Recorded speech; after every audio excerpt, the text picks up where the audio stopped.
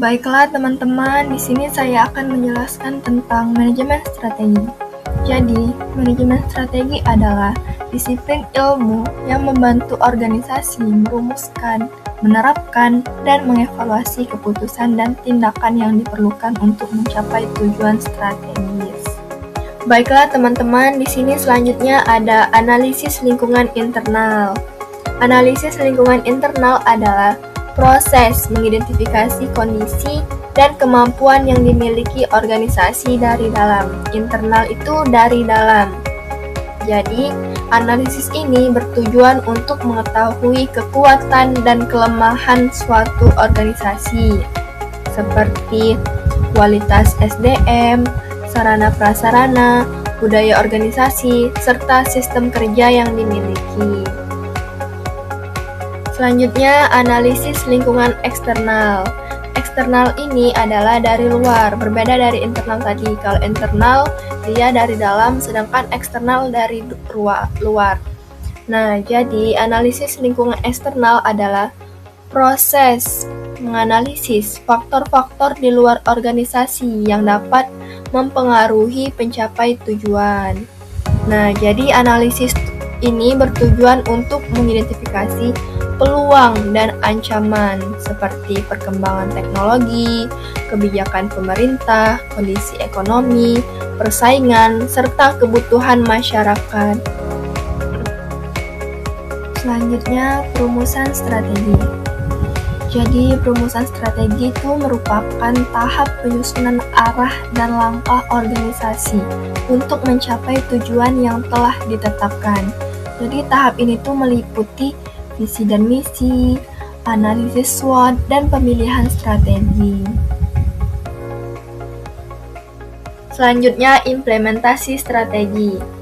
Implementasi strategi adalah proses menerapkan strategi yang telah dibuat atau dirancanakan sebelumnya ke dalam tindakan nyata atau dikerjakan secara nyata. Pada tahap ini, organisasi menyusun yang pertama yaitu struktur organisasi, yang kedua alokasi sumber daya, dan yang ketiga budaya organisasi. Selanjutnya di tahap evaluasi dan pengendalian strategi. Jadi, evaluasi dan pengendalian strategi merupakan proses menilai keberhasilan pelaksanaan strategi serta memastikan kegiatan berjalan sesuai rencana.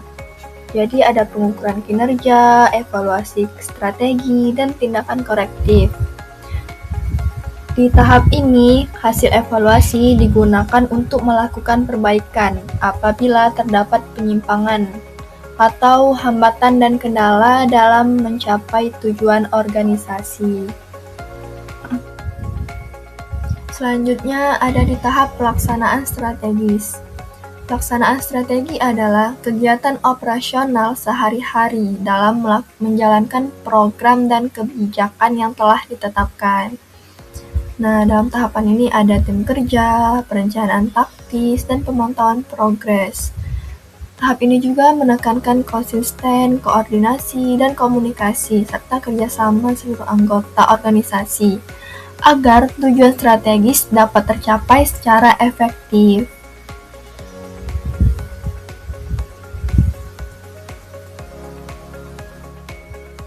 Baiklah, selanjutnya di tahap terakhir ada pengembangan sumber daya manusia.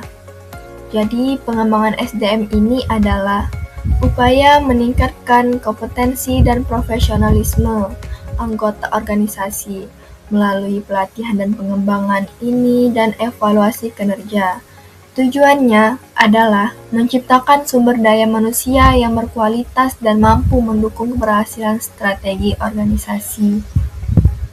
Baiklah teman-teman, di sini kita sudah mencapai tahap akhir, yaitu kesimpulan. Jadi, kesimpulan dari manajemen strategi adalah proses yang dilakukan organisasi untuk mencapai tujuan secara efektif melalui tahapan.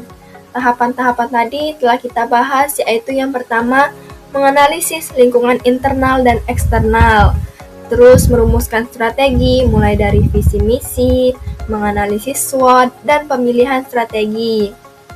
Selanjutnya ada mengimplementasikan dan melaksanakan strategi, mengevaluasi serta mengendalikan hasil pelaksanaannya, dan mengembangkan sumber daya manusia.